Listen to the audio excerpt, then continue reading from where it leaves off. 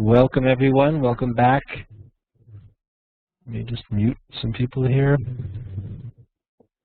This is Rabbi Jeff Sachs of Atid in the Web Yeshiva, joining you from the state of Israel. Although I think I mentioned next week I will be in both Canada and the United States. We will have class at the same regular time, but I'll be broadcasting from an undisclosed location, a safe location, someplace in the greater New York area. We had thought that we would try to gather in real space. That doesn't seem that it's going to work out because the middle of the day in New York wasn't convenient for all that many people that warranted doing it. But I am appearing in a number of different places next week, in Canada, in Toronto, in New York, in New Jersey. So I just sent a link to my itinerary. If anybody's around in any of those places, be happy to meet you in the non-virtual world. I think they call that the real world. We're going to come back to that because that's a topic of part of our discussion tonight, the relationship between the virtual and the real, or between the ideal and the real, which is not exactly the same as our virtual world, what we mean about the internet. But I think you get the point. We're looking here now in Chapter 4, or Part 4 of Section 1 of the Halakhic Man. Again, Halakhic Man is divided into two major parts. It's a little confusing because I think they both carry Roman numerals, so it's even hard to effectively summarize. But there's the smaller sections, this Part 4 you see here, Chapter 4, this is Chapter 4 of Part 1, although Part 1 is significantly longer than Part 2. Part 1 runs about almost 90, 100 pages. Part 2 is only about 40 pages. And Part 1 can really be subdivided into two larger sections. Although there are 15 of these chapters, Chapter 1 through 10, which we are now in the middle of, Chapter 1 through 10 is a comparison of these three typological characters, of Halakhic Man, of Homo Religiosus, religious man, and of course cognitive man, who we've identified as the scientist. And comparison of their three personalities, but particularly their three approaches to reality. And if you recall our discussion last week, by reality I don't mean reality TV. I mean the world, the physical world which we occupy, as opposed to some transcendental realm or spiritual realm. It's not fair to use the term, it's not accurate to use the terms Olam Hazeh and Olam Haba, this world and the next world, because that's imprecise. Talking about the physical created world versus the spiritual world, the transcendental world. And the first 10 chapters analyze their differences. And again, just by way of summary, both Halakhic Man and cognitive man, strike that, say it again, both Homo Religiosus, religious man, and cognitive man have a kind of either-or approach to the tension between the two realms. It's either this or it's that. Again, just by way of summary from last time. Actually, let me look at that chart that we looked at last time. There you go. Again, cognitive man doesn't at all pay attention to the realm of the spirit, to the transcendental realm, to the higher world. He is focused exclusively on the created world, the physical world, the material world that we occupy. Homo Religiosus, who of course recognizes the spiritual realm, is of course, and this is the topic of tonight's discussion, is of course aware that we live in a material world. He can't deny that. He can't deny the fact that we live in a created world. But he's always trying to figure out how we can get out of this world into the next, how we can literally transcend. That's why the upper realm is the transcendental. Halakhic man has a different approach. It's not either this or that. In other words, for cognitive man, it's the material world. He's unaware of the spiritual realm. Homo religiosus is aware of both, but he's trying to flee the lower in order to get to the higher. He's quite literally trying to negate one in favor of the other.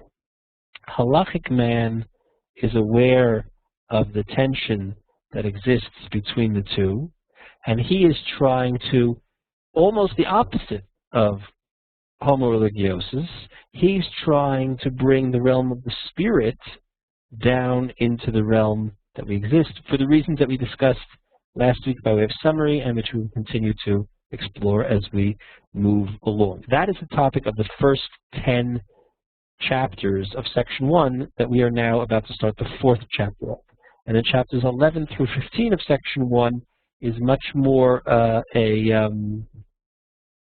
a discussion of this latter point of how Halakhic man attempts to create this bridging of the worlds through the mechanism of the Halacha, and particularly how he differs in the last 5 chapters or so of section 1, particularly how he differs from Homo religiosus, from the conventional or classically defined religious personality. Okay, it looks like some kind of football playbook by the time we're done, but that's the quick summary. And there it is on the board. And those of you that follow along in the archives, I apologize. There was some snafu in the recording last week, and I believe only the audio recording is available. But this is the chart we were looking at last week, and now you have it again, kind of outlined on video as well. Now let's go back here. The understanding of reality of the religious man, of Homo religiosus. And again, Homo religiosus, religious man, is not necessarily the Jewish religious man. And in some ways, as you'll see, he bears certain very strong, probably certain very strong Christian connotations. This characteristic attitude of Homo religiosus towards existence, as described earlier, directly entails the following conclusion. Everything that we've said about Homo religiosus up until now brings us to the following conclusion. Homo religiosus does not acknowledge any ontic monism. Let's explain that. Reality for him is not uniform and monochromatic, but rather pluralistic and multi-layered. Pluralistic here is not used in the kind of colloquial way we talk about pluralism, about different groups getting along. An argument for pluralism that says that Orthodox, conservative, and Reform Jews, we can be pluralistic and we can all get along. That's not what we're talking about here. Here the pluralism is the pluralism that I just described, the pluralism of both worlds, upper and lower. It's not monastic. It's not only one realm. Cognitive man has a monism from one. He sees only the material realm. He's completely unaware of the other. Homo religiosus, you might think, I mean, if I were to tell you, set up these two straw men, as these kind of contrasting characters, you might have thought that it would look something like this. Cognitive man dismisses the realm of the spirit and focuses only on the realm of the material. You might have thought that religious man certainly recognizes the realm of the spiritual and dismisses the realm of the material. Except he can't dismiss the realm of the material because willy-nilly we are caught in it. We are, after all, created beings.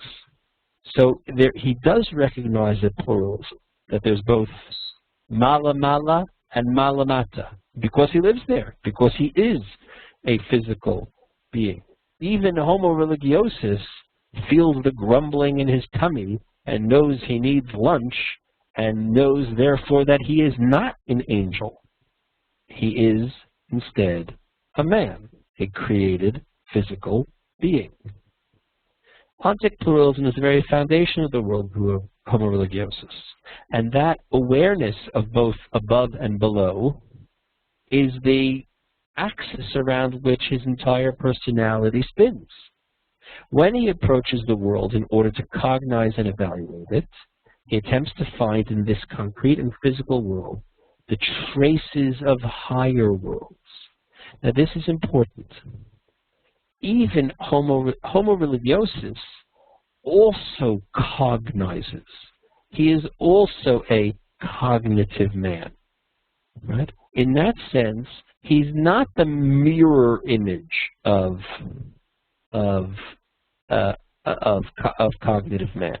He has something in his personality that attempts to make understanding of his world, right? But not with the same impulse of the scientist, for a different person. When he looks at the world and tries to understand it, and here we are repeating things that the Rav is repeating things that he said earlier. When he looks at the world and tries to evaluate it, cognition and evaluation, two hallmarks of the scientific method. But when the religious man does it, he attempts to find in this concrete and physical world the traces of higher worlds. He's looking for the in art, they always say that no matter how perfect the work of art, there's always the fingerprint of the artist. I mean, either literally, sometimes they'll find that as Rembrandt was painting the canvas, his fingers brushed up against the wet paint and quite literally left fingerprints. But even if it's not the literal fingerprints, there's the figurative fingerprints that every artist leaves something, some resonance, some residue of himself in the work. So looking at the world is a way to look for the divine. Let me take a look at what. Let me look at this chat.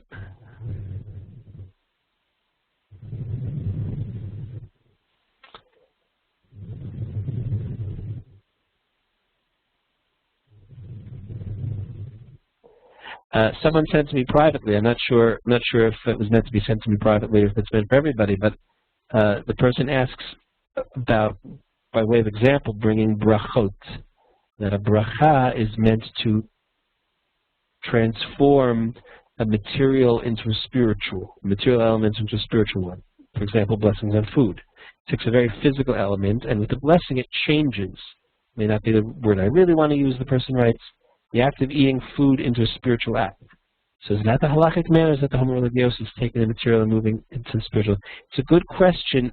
It depends on how you interpret the act of saying blessings.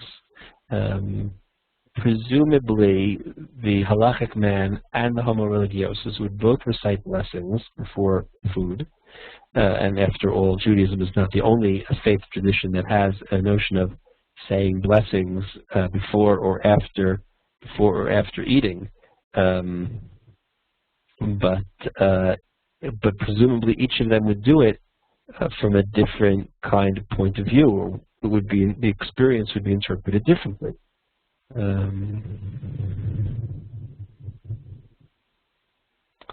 Right, so Peter raises this question of Gnosticism, which there's more to say about that. Halakhic Man, again, don't confuse Halakhic Man. Miriam says he feels a chiyuv to do it, an obligation, a halakhic obligation. Don't confuse halacha with a capital H and halacha with a lowercase h. So when Homo religiosus looks at the world, he's looking for the traces of the higher world, all of which are wholly good and eternal. He seeks to discover the source of the plenitude and being and of the fullness of the cosmos and supernal ontic realms. Supernal is a word the Rav uses frequently. I mean, it just quite literally means, like, super means above, or beyond. So supernal just quite literally means, like celestial, heavenly, mala mala, that which is above. Elyon, yeah. The supernal ontic realms are the pristine and pure. I'm going to come back to this in a second when we talk about Plato. This transcendent approach to reality constitutes a primary feature of the profile of the man of God. Homo religiosus is dissatisfied, unhappy with this world. He searches for an existence that is above empirical reality. He lives in this world, the physical realm that we occupy, but he's looking for something beyond it, above it. Rabbi Soloveitchik famously had described, and we had studied it together. It's mentioned in a few places, but also in that Alone in the Faith, the idea of Kedusha of Kadosh, that God is holy, that holiness somehow means transcendent. It's those moments at which we can, as it were, cast a line and hit a remote mark. That sense of transcendence, that sense of being beyond the trappings of our own physical realm that we're in, and to touch something, well, to connect with God. So the idea that Kadosh, Kadosh, Kadosh, transcendent, transcendent, transcendent, is the way the Rav very poetically put it. That's what Homo religiosus strives for. The fact that we're comparing, and not always favorably, we're comparing Homo religiosus to Halakhic Man, and of course Halakhic Man is the hero of the work, does not in any way mean that we disparage or negate this desire of Homo religiosus for the transcendent. This world is a pale image of another world. Cognitive man, on the other hand, is not concerned at all with the reality that extends outside the realm of lawfulness. Lawfulness doesn't mean law and order. Lawfulness doesn't mean don't go over the speed limit, although you shouldn't do that either. Lawfulness here meaning a world governed by the laws of nature, a world governed by the laws of physics. To quote that great Rebbe, I cannot change the laws of physics. That's what it means to live in a universe of lawfulness. And cognitive man has no relationship with any mode of being that is beyond empirical reality and scientific understanding. It just doesn't register for him. For the law is his goal, and lawfulness is always and only to be found within a context of concreteness. And then he mentions Immanuel Kant, who I mentioned a few weeks ago. Kant's Critique of Pure Reason, this incredibly important work in the history of philosophy, the Critique of Pure Reason by Immanuel Kant. Here we have a, where is it?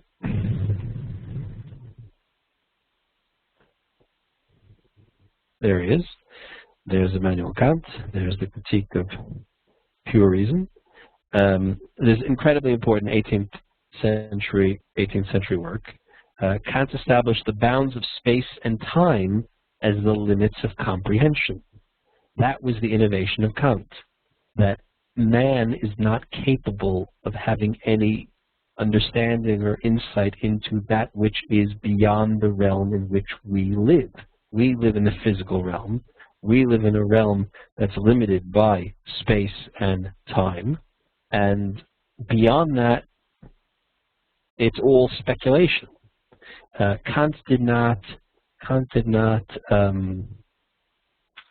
was not Nietzsche. Kant did not say that God did not exist or that God was dead. He was just saying it's all in the blind, and we can't have anything to say or to understand beyond the realm in which we occupy. That, of course, a part of Kant's contribution to the history of ideas leads to a philosophical approach that can get to the point where God is effectively removed from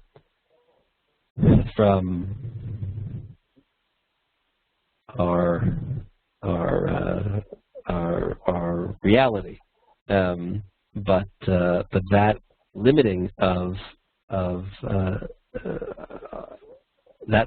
man's ability to have an understanding of something, the phenomenological approach, where all we can do is think about or cognize or understand the phenomena of this world that we experience, that shrinking of the philosophical arena away from theological matters, away from transcendental matters, that was the contribution of Kant to world philosophy. So Kant established the bounds of space and time as the limits of comprehension. Cognitive man pays no attention to and is wholly uninterested in a world that is above the rule of the empirical reality. Cognitive man is a Kantian. If it's not of this world, then it's off my map. The object with which he is concerned is completely hemmed in by the total physical and psychical reality. Right? His playing field of interest is Olam Hazeh. But Homo Religiosus, on the other hand, passes beyond the realm of concreteness and reality set within the frame of scientific experience and enters into a higher realm. Homo Religiosus, religious man, religious experience, does not limit itself to the Kantian phenomena of the physical reality, and is prepared to attempt to understand and attempt to explore that which is beyond. And then the Rav has this long paragraph. Indeed, the echo of the longings of Homo Religiosus for a supernal existence succeeds from time to time in making itself heard in the world of knowledge and science. And even in the world of knowledge and science, both that before Kant and after Kant, that desire, that longing for the supernal, that longing for a glimpse of that which is beyond, does from time to time make its impact in the world of knowledge and science. And then he gives a long list of references, starting with Plato and the paradigm for true being, the realm of phenomena as the shadows of being. I'm going to come back to that in a second. Aristotle, Philo, the Neoplatonic school, Spinoza, Kant and Kantianism, Arabic philosophy, Christian scholasticism, the phenomenological approach of Husserl and Scheller, who were two important, of course, German philosophers that came after Kant, modern metaphysics, which attempts to penetrate the absolute being, epistemological idealism, Berkeley, Hermann Cohen, who, of course, famous German Jewish philosopher who was, of course, the subject of Rabbi Soloveitchik's doctoral dissertation, etc., etc. All of these figures, and I'm not going to now unpack each of them and show how each of them demonstrate elements of the longing for the supernal existence making itself heard in the world of knowledge and science as demonstrated in different ways by each of these. But a trip through the Encyclopedia of Philosophy, or even a visit to Wikipedia, would fill in your philosophical learning on each of these different entries highlighted on the page. but all of them constitute traces of religious thought which yearns for its creator and rebels against the concrete reality that so entirely surrounds it. That each of them, in one way or another, even if it's only by way of negation, is occupied with this question of mala mala umala mata. That's my phraseology, not the Rav's. I'm borrowing that from the famous Mishnah. What's above, what's below, what's beyond this world. Even Kant, who makes the forceful argument that we can't know what's beyond, is very much occupied with a discussion of that which is beyond. I have a friend, someone from high school, who, it's been many years since high school, and for many years we were in touch, and recently we reconnected. That's part, I guess, of the benefits of the wired world. Over the years he became very much less religious. But I tell him all the time that he's the most religious person I know, because all he does in every conversation I have with him is talk about mitzvot, all the mitzvot that he doesn't do. But he's very fixated on it, and he wants me to know all about it. Many of my religious friends do not speak quite so frequently about mitzvot, neither the ones they do nor the ones they don't do. So even by the way, it's a kind of, I'm here speaking tongue-in-cheek, but it comes back to what we talked about last week, about negative cognition, that even that which you don't know is a statement about that which you know. Even that which you don't do, what you don't perform, is a statement about your relationship to mitzvot. I'm speaking lightly here, but I think you get the point that I'm making. That even the negation of the realm beyond represents not the negation of its existence, but the negation of our ability to say anything about it, says a lot about it.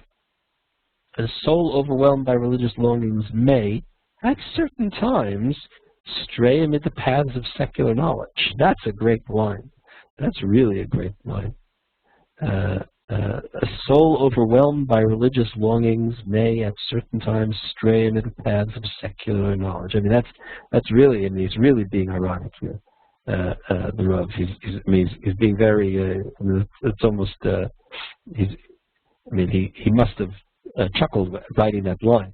That even within the realms of the German universities of the early 20th century, you can't be a philosopher of ideas, of serious philosophy, without considering certain subjects. And regardless of where you come down on the point, willy-nilly, you are forced to wrestle with matters of significant theology. This idea, just to take one of them, and to start with Plato, the paradigm of true being and the realm of the phenomena as the shadows of being. This is the famous Platonic divide. Plato suggested that our world, the world which we actually occupy, the one we're all, to the best of my knowledge, WebYeshiva has not succeeded in broadcasting outside of the realm that we live in. But if there's anybody out there, elsewhere in the universe, that's listening into the archives, please drop us a note, let us know. The physical world that we occupy is a shadow, is a reflection of what's come to be known as the Platonic world.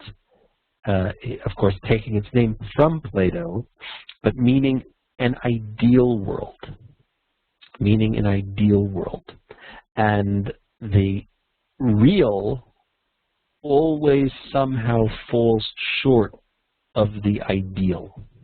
That somehow in the projection from the ideal, the Platonic, into the actual, there's something that's gone off. Somehow the image has been degraded.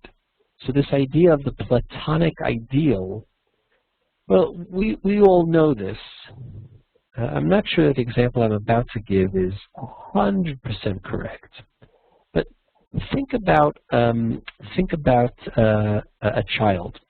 A child is asked to draw a house. So how does a child draw a house? Well, it usually looks something like this. Pardon my my inability to draw well and its limitations done on the screen, but I think you'll all recognize what I'm doing. When a child has to draw a house, it will inevitably look something like this.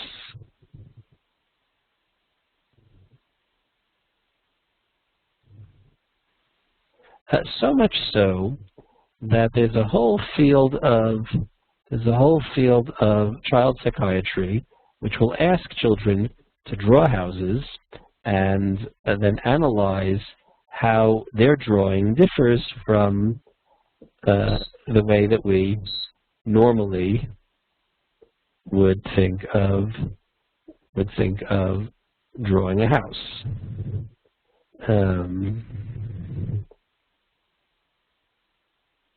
And this would be a kind of reflection of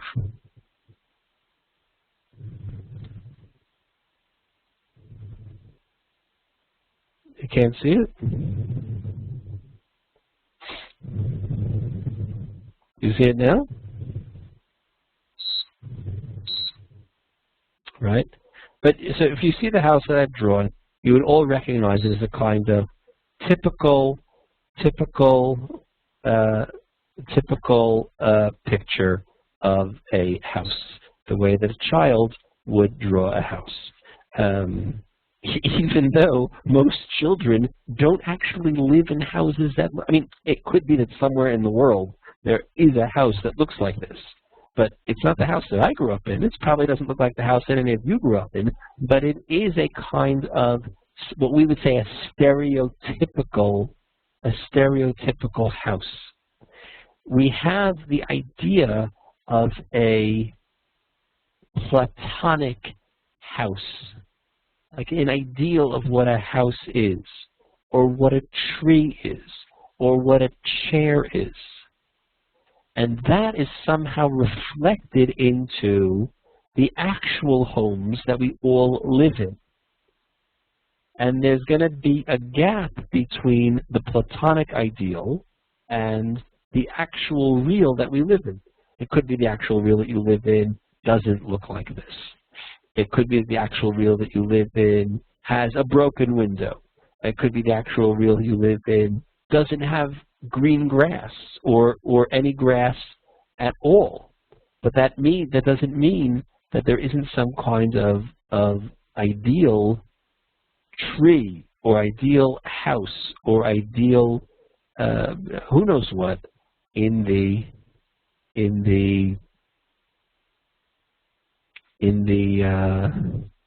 supernal realm. But not the supernal realm exactly, because that's not the Platonian ideal, but the idea of this Platonic ideal, which is then somehow reflected in reality. And it's not a critique on reality that it doesn't meet the ideal. It's just an idea that if we were to distill what a house is or what a tree is into its kind of ideal form, there'd be some kind of notion of what that is. That there's an ideal tree, but we might actually look around at the trees in our forest and think that none of them meet that ideal of tree-iness, of house-iness, of chair-iness, but the essence of what chair is, right? Well, that may not actually be true for the chair that I'm sitting in. That doesn't mean that the chair I'm sitting in doesn't exist. It just means that it is part of the physical, actual, real world, but yet there exists on the realm of ideas, and the Platonic world is only a realm of ideas. Plato didn't think was an actual place. where things were actually projected or sent from.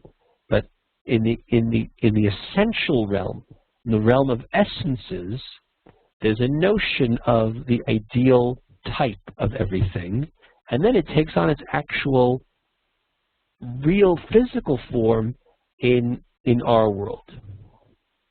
Right, exactly. Peter's point is exactly in terms of mathematics, particularly in geometry. The idea of the line that connects 2 points exists just as an ideal. Right? It's a line that has no breadth in it. It can't exist in the real world. When I draw 2 points and I try to connect it with a line to demonstrate, just for the purposes of my geometry class, I've altered from the ideal, because the actual drawing of the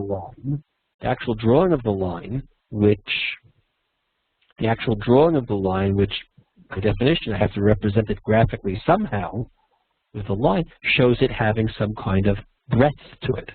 But of course it has no breadth. It's just this kind of imaginary connection between two imaginary points. Excellent example, Peter. Plato also discusses this divide between the Platonic, between the ideal and the actual. And this breaks up as heaven and earth, although his conceptions of heaven were not exactly ours. The perfect, meaning the ideal, versus the corrupted.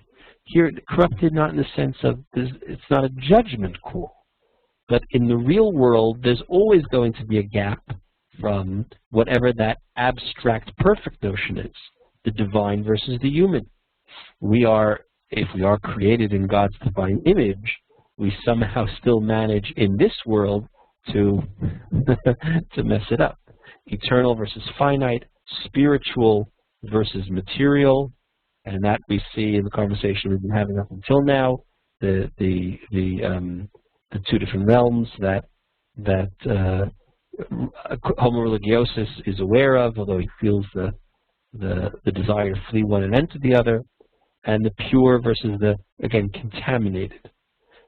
These are the Platonic divides. So the Rav says, we didn't invent this, and then he gives us this long laundry list of others that have been aware and discussing and playing with this idea of the supernal and the real, the physical realms being in interaction, in tension. And this religious quest, however, does not confine itself solely to theoretical stances and abstract views, but breaks out of the theoretical realm into the realm of praxis and utility. So this quest, the quest of religious man to find the eternal, is not merely theoretical. And you could think that, in fact, it could only be theoretical. In other words, we live in this world. Whether we love it here or we hate it here, whether we feel it's a blessing to be in this realm of geology and butterflies, of supernovas and shooting stars, or we feel trapped like the divine spiritual mitzvot that we are, trapped in the vessel of a physical body, whether we are happy to be here or not. So what does it mean to be questing for the supernal? What does it mean to be questing for transcendence? Well, it's only theoretical, since we actually have no way to, we can't build the Tower of Babel to get up to heaven. We can't exit this mortal, we can't shuffle off this mortal coil exactly. So in what way is it anything but some kind of theoretical quest? What way is it anything beyond just a kind of vague longing? But there is, however, a way that it plays itself out in practice and in the actual realm. And the search for transcendence is transformed from the mere theoretical into an ethical principle. it's through the realm of the ethical that it has practical meaning even in our world. The longing for transcendence presents itself through an ethical impulse. It turns into a pillar of fire that lights the path before the religious individual.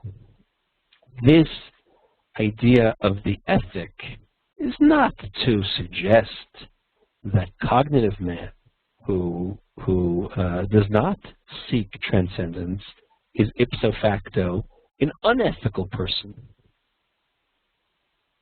It means, however, that the source of the ethic comes from a different place.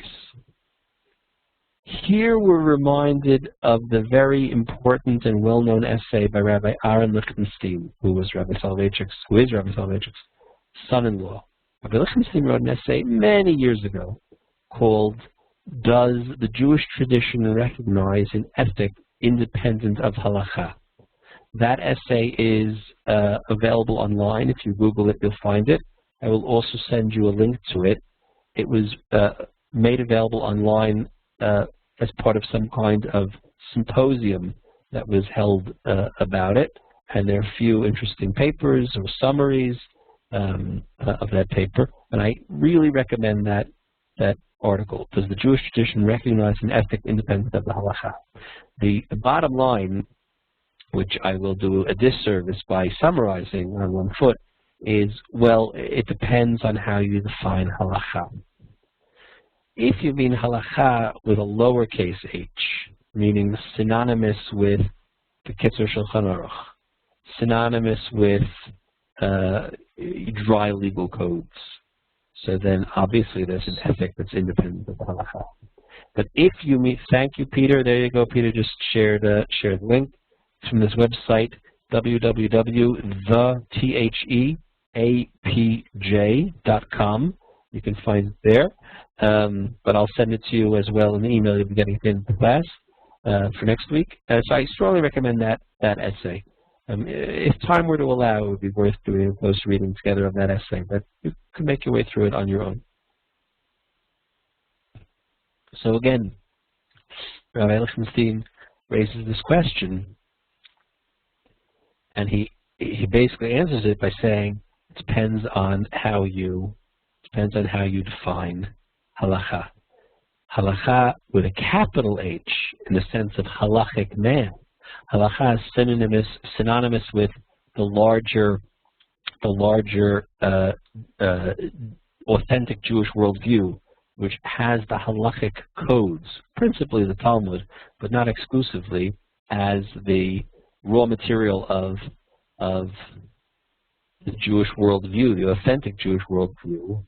So that would be coterminous with, synonymous with ethics through the mechanism of meta halacha. Meta halacha meaning the larger, that which goes beyond the dry black and white, but is meant to encompass the larger aims of halacha. Codes like Lifnei Mishur Sadin, to go beyond the letter of the law. Kedoshim Tiyu, the imperative to be holy. Vasita Yashar V'Hatov, the imperative to seek out goodness and righteousness and proper behavior.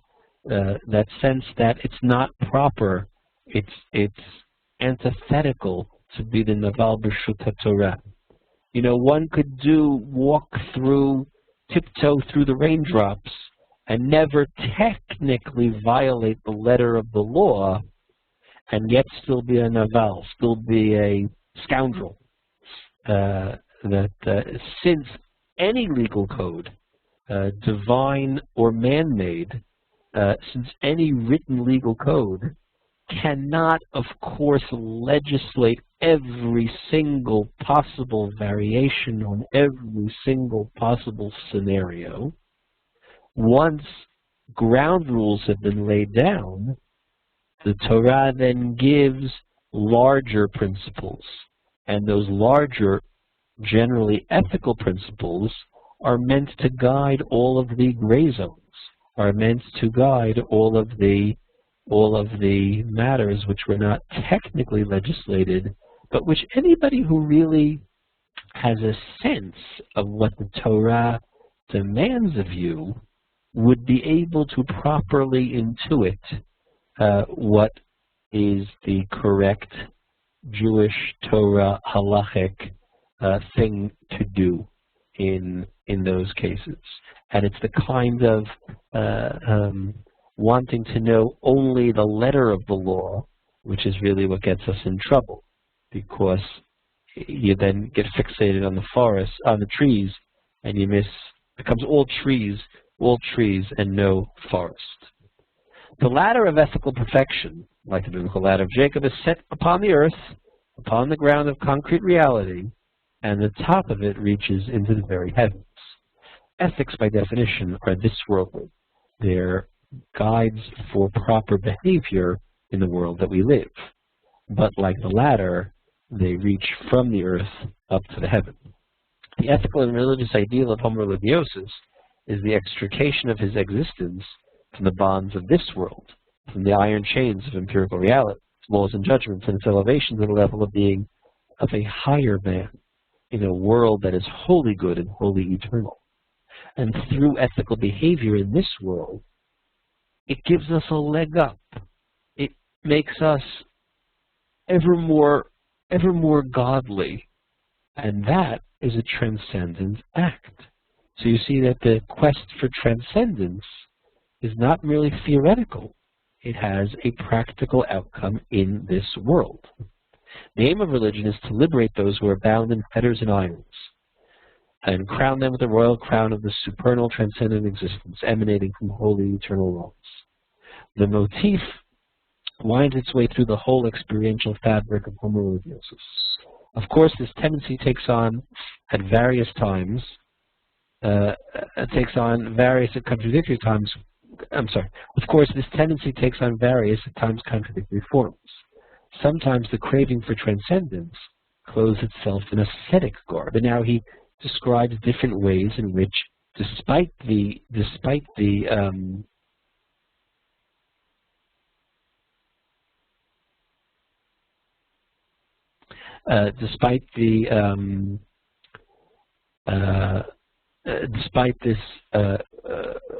desire to bring transcendence into the world to the ethical, Homo Religiosus sometimes gets distracted.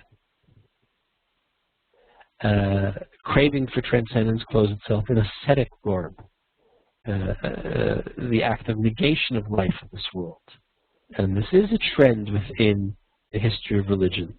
The attempt to negate this world through asceticism, through giving up rejecting the physical. This, as I've mentioned a few times, was never a mainstream Jewish approach. Although, like all long-standing cultures, you can point to certain ascetic trends, even within Judaism. It was never a mainstream approach. And as I've told you many times, it was something to which the Rambam was particularly opposed to. It's an act of negation of life in this world, and a denial of the worthwhile nature of existence. The longing of Homo Religiosus for a supernal world that extends beyond the bounds of concrete reality has been embodied in many doctrines of asceticism, renunciation, and self-infliction. At such moments, Homo Religiosus is of the opinion that suffering, torment, fasting, seclusion are the means which convey eternal felicity to man and to bring him under the wings of the supernal. Whereas that idea of within the framework, within the worldview of religious personality, that we are so oppressed in this world. Let's go back here.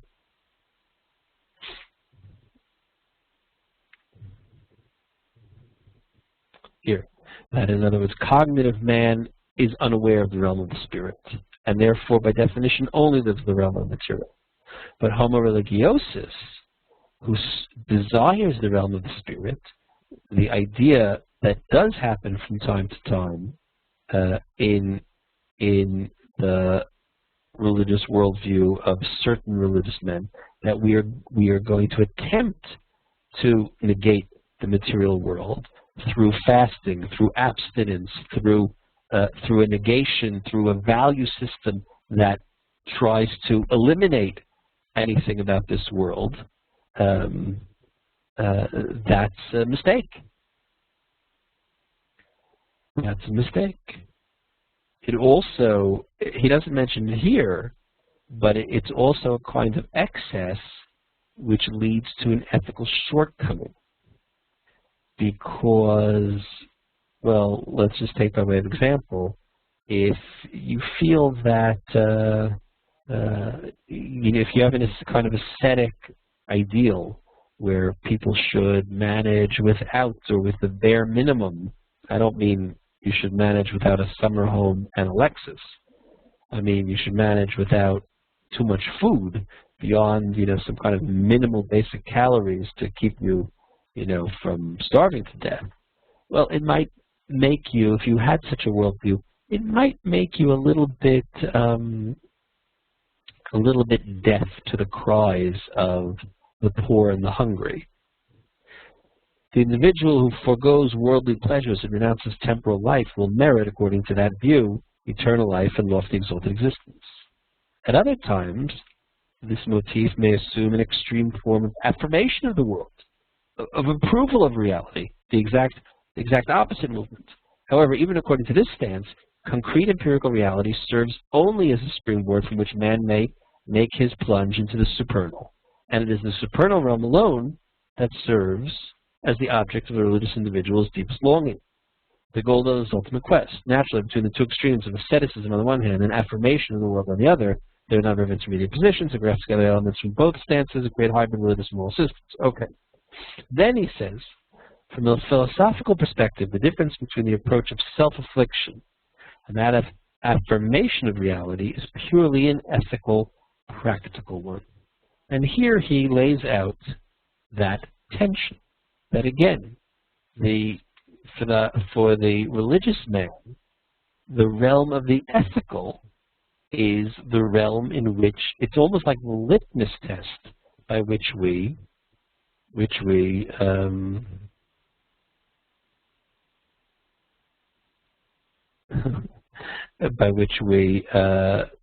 measure his accomplishments. These attitudes towards reality are prevalent both in pantheistic and theistic systems.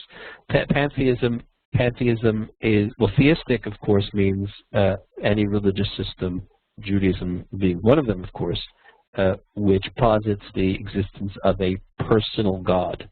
Theo meaning God. Pantheism is a worldview that denies the existence of a kind of a supernatural or personal God, but yet recognizes the force that we usually identify as nature or the universe itself as, for all intents and purposes, the same. The nature is a God. This is a view that was probably most significantly put forth by Spinoza, that very famous Jewish thinker who opened all types of cans of worms in the history of ideas. So these attitudes towards reality are prevalent both in pantheistic worldviews as well as theistic systems, what we would today call religious systems, or certainly Western religion. Each system naturally impresses its own stamp upon the ethical conclusions that flow from the approach of Homo Religiosus to transcendence, and the various conclusions are by no means similar. The common denominator of all of them is that Homo Religiosus longs for a refined and purified existence. He exists in this world. Remember, according to Plato, it's a world that's corrupted. It's a world that's material, contaminated, finite. In the words of the Kabbalists, which Rabbi Soloveitchik will yet get to, it's the world of Shavira. It's the broken realm. these ideas do have currency, do have resonance in Kabbalistic notions of the Shvirat HaKelim, at least within Lurianic Kabbalah, that there's this kind of primordial break that in this world we live in a broken world that yet has to be repaired, and that idea, there is some resonance here, and the Rav will come back to these Kabbalistic notions, although he was far from being a Kabbalist. So the common denominator is that Homo religiosus longs for a refined and purified existence. As long as he does live in this realm, as long as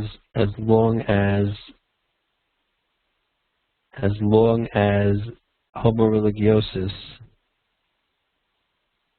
does live in the material world and has not yet succeeded in transcending it and exiting it, he aims to at least purify it, to elevate it, to refine it.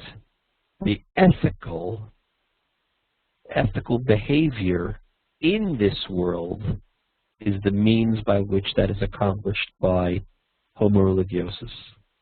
Homo religiosus is not the yogi masters sitting on the mountaintop. You know, the reason that they went to those mountaintops, besides the fact that, you know, like on the mountaintop, I guess you couldn't get cable TV or good cell phone reception, which are things that, you know, might distract you from the spiritual quest. But the mountaintops are the places that are the most transcendent, meaning they're the closest to getting off of this world. They're the places where this world reaches highest towards that which is above. So there's symbolism, the idea of sitting up there on the mountaintop. So the idea of the man of the spirit sitting on the mountaintop, cross-legged, moaning the Om, trying to get to transcendence. That's not the transcendence of the Homo religiosus, as the Rav is describing it. The Homo religiosus here really is the Homo religiosus of Western religion, not of Eastern religion. He's in this world, but he wants to refine it, and he does so through ethical behavior. And ethical behavior in this world, which is not to suggest in any way that Homo religiosus, the religious men of Eastern traditions, are not ethical. Presumably they are, or they aren't, or they succeed, or they fail, just like every other religious tradition, our own included. But the idea that transcendence comes through trying to get it right in this world, that's the common denominator of Homo religiosus, who longs for refined and purified existence. The riddle in existence and the eternal problem that hovers over the face of being leads him beyond the bounds of concrete reality. And that's how he hopes to piggyback his way, or to rather leapfrog his way out of this world into the next. The next section, chapter 5, begins to unpack Halakhic Man's worldview and his understanding of reality. And that's where we will pick up next week, so please try to read ahead. To the person who sent me this lengthy private chat about the focus of what we're doing, I will be happy to reply privately by email.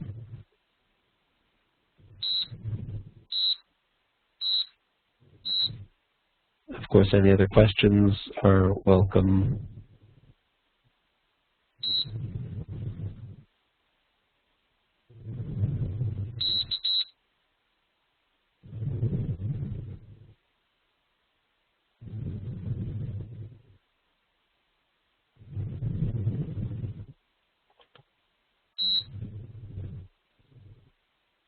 Yeah, so correct. Next week there is class. Next week I'll be teaching from New York there will be class at the regular time. The following week, in 2 weeks from tonight, there won't be class because I will be in transit on an airplane at the regular time. Okay.